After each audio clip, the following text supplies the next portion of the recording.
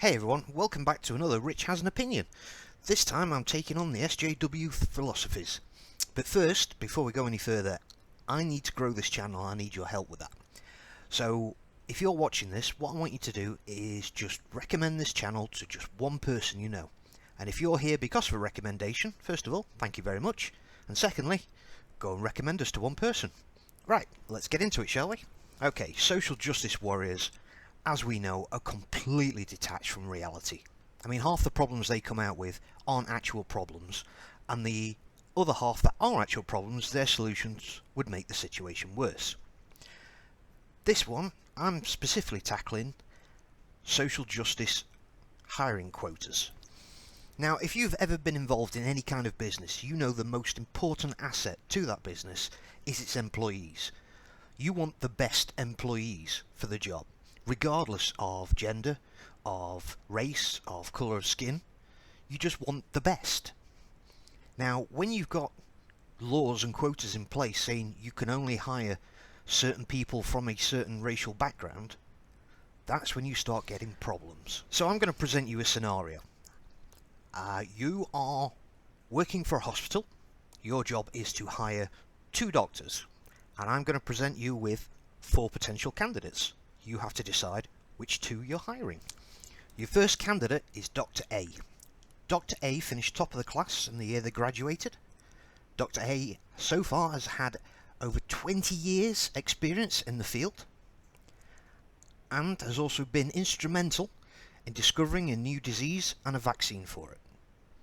Dr. A is definitely worth the money.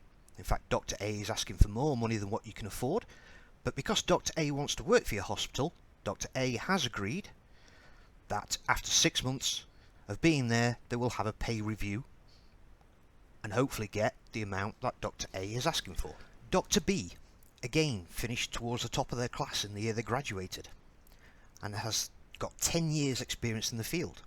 Dr. B, however, has also had 10 years out of the field, which means hiring Dr. B means for the first month or 2 they're going to be sidelined while they're catching up with current practices, procedures, and also what drugs are now available on the market. Now we have Dr. C. Dr. C finished one of the lowest in their class the year they graduated.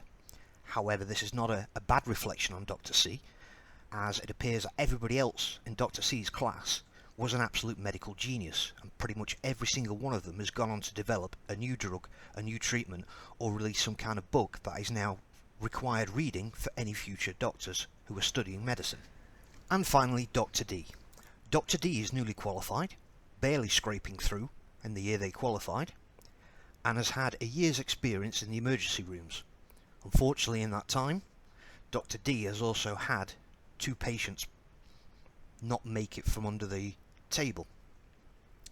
However, as Dr. D was not the overall doctor in charge, the blame was not levelled at Dr. D, but the rest of the staff know they did have a hand in it. So there you have it, your 4 choices of doctors, of which you must pick 2. So what I'm asking everyone to do right now, pause the video and put in comments which 2 doctors you hire. Okay, so by now you should have made your decision, and I would imagine you've chose doctors A and C. If you have, you're wrong. And the reason you're wrong is because someone higher up in the hospital has gone all woke and has decided that you cannot hire any more white male doctors because this hospital has enough of them. Now, those descriptions I gave you were completely genderless. However, it turns out Dr. A and Dr. C are white males. Dr. B is a female. The reason they've had 10 years out of the industry is because they were raising a family. And Dr. D is of colour. Pick a colour, any colour, but they are.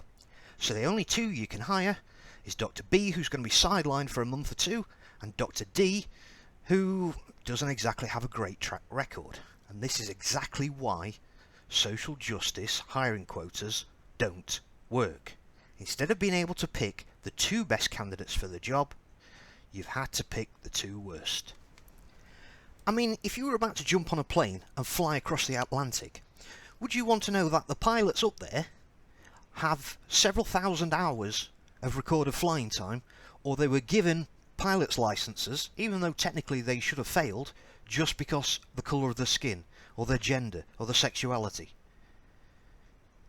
Would you get on that plane knowing full well that the two pilots can't actually fly the plane?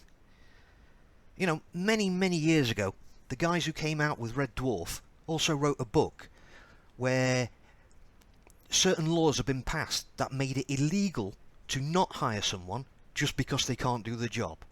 And that's the way it's going now.